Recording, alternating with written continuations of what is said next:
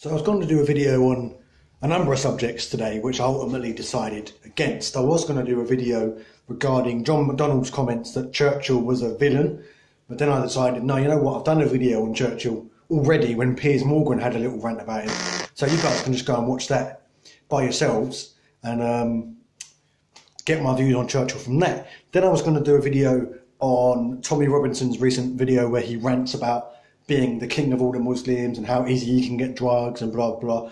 Then I decided that prick isn't even worth the energy.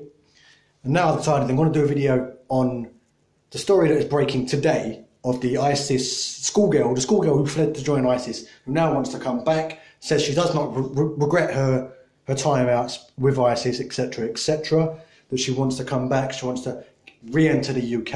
And the UK have now said, the government has now said, you will not be welcome back into the UK, you're staying out there. Which I think, for once, is the very right thing to do on the part of the UK government. For once, I agree with the government on this issue. It should be made very, very clear. If you run off to join ISIS, if you go to join Islamic extremists, terrorists in Iraq, in Syria, wherever you may be, wherever they may be, you are no longer a UK citizen. Your citizenship is revoked. You will not be welcomed back into the UK. You are an enemy combatant of the UK. Bottom line, that's how it should be.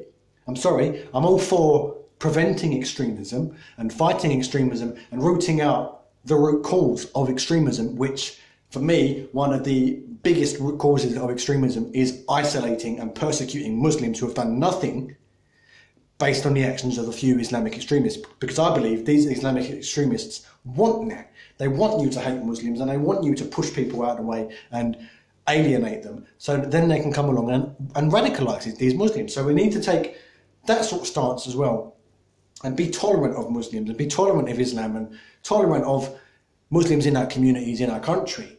But at the same time, we need to take a bit of a hardline stance on the people who actually go that one step further and don't. And as soon as it transpires from online messaging and whatever and grooming and radicalisation online, because up until that certain point, we can stop it. We can do something about it. If you know of a Muslim who's been talking to jihadis online, who's been getting these ideas in his head, or who is expressing these radical ideas, you can report it to an imam, to a policeman, to whoever you report it to the intelligence services, and something can be done to stop this kid, and most of them are kids, to stop this kid becoming a full-on terrorist. And you can, up until that point when they actually go, you can do something to reverse the process and bring them back to reality.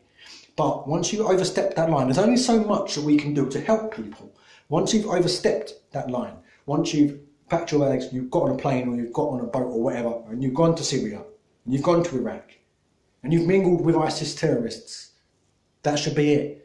You are no longer welcome in the UK. You are an enemy combatant of the UK. You will not be welcomed back into our shores. Now, I know this attitude is probably going to surprise quite a lot of you, from me.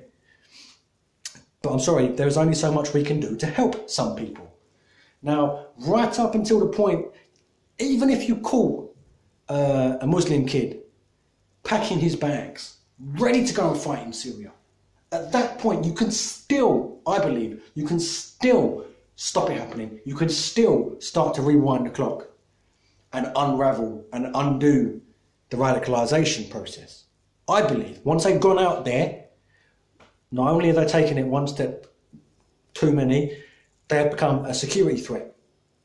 They could easily just come back and pretend, oh, I've seen that error in my ways, blah, blah, blah. You know, I've seen this, I've seen that, you know, I'm coming back now, I'm not radicalised anymore. And they could easily be lying, and they could easily just bring in or give information to Islamists, terrorists, etc. Now, so they've become a security risk. They've become a national security issue. And they should not be welcomed back into the UK. What should be done with them? Well, I don't know. Honestly, I do not know.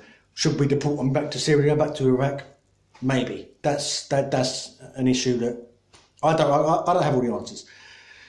A lot of people will be saying, just kick them back, tell them to fuck off back to Syria, back to Iraq. I don't know. But then how are you going to do that? Because we're not on good terms with the Iraqi and the Syrian government. You're just going to say to them, take these people. It's not going to work like that.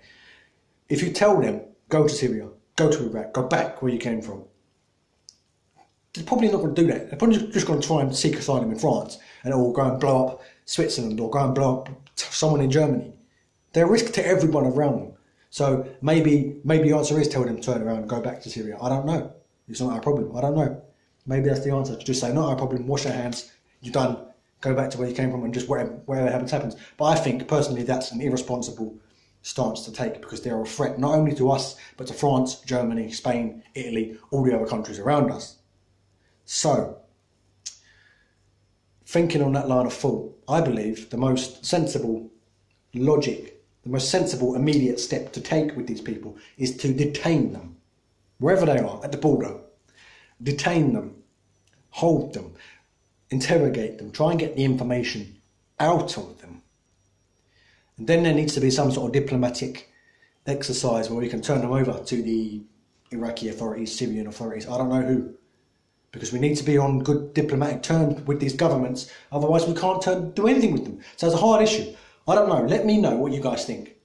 Seriously, let me know, because I really want to have this discussion, because it's an important discussion to have. What do we do when someone turns up at our doorsteps and says, oh, I ran off 6 months ago to Syria to be an Islamist, I've changed my mind, I'm coming back now.